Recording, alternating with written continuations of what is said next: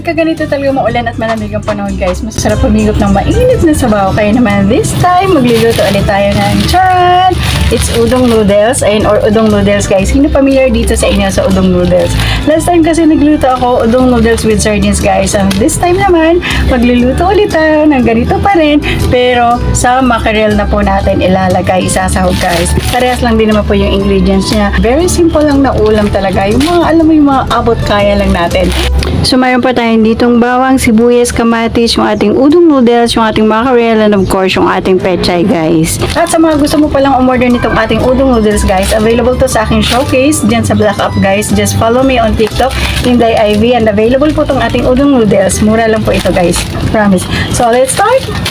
At first, prepare lang po natin yung mga ingredients. Mabilisan po, promise. Alam niyo mga langga, naalala ko lang ha, bata pa talaga ako nung huli akong nakatikim nitong udong noodles na to. Ito yung palagi niluluto kapag kapecha de peligro na. Huy, ganun. Tapos yung sinasahog namin gulay dito, minsan kangkong or kahit anong gulay or talbos na mayroon dun sa bukid. Kung sa pamurahang ulam, ilalaban ko to. Huy, may ganun. At syempre, para mas legit yung pagtitipid sa kahoy tayo magsasalang. Di ba? Pero in fairness, mas masarap ang lutuin kapag sa kahoy natin ito niluluto. Kaya sa mga nagagatong dyan, kaway-kaway naman po yung paa, ay stay yung kamay. Ayun mga langga, nag-isa lang po ako dyan ng bawang, sibuyas at kamatis. At pagdating po sa kamatis, ay dinadamihan ko na talaga para mas masarap syempre. Inad ko na rin po yung ating mackerel. Isang buong malaking lata po yung ginamit ko dyan mga langga. But you can use sardines instead of mackerel. Nasa sa inyo na rin po yun kung ano yung gusto nyo. Nagdagdag na rin po ako ng tubig at yung ating mga pampalasa, asin, paminta, and you can add seasoning granules kung gusto nyo mga langga. Then sunod ko na pong nilagay yung tangkay na ating peche kasi medyo matigas po ito. And of course, yung ating udong noodles.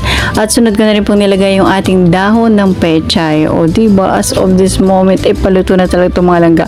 Pero syempre, titikman muna natin yun kung swak na ba ito sa ating panlasa. At yun lang, hindi talaga pasok sa ating panlasa. Kaya nag-add tayo ng patis. Kaya patis lang, sapat na. And this is it. Luto na po yung ating udong noodles with mackerel. O diba, saan ka pa? Nagugutom ka na ba? Dahil ako nagugutom na. Kung hindi ka pa na nanghihiyaan dyan, tara, sabayan mo ako, kain tayo. Luto na yung ating udong noodles with mackerel. Tara, kain tayo guys. Kain po tayo.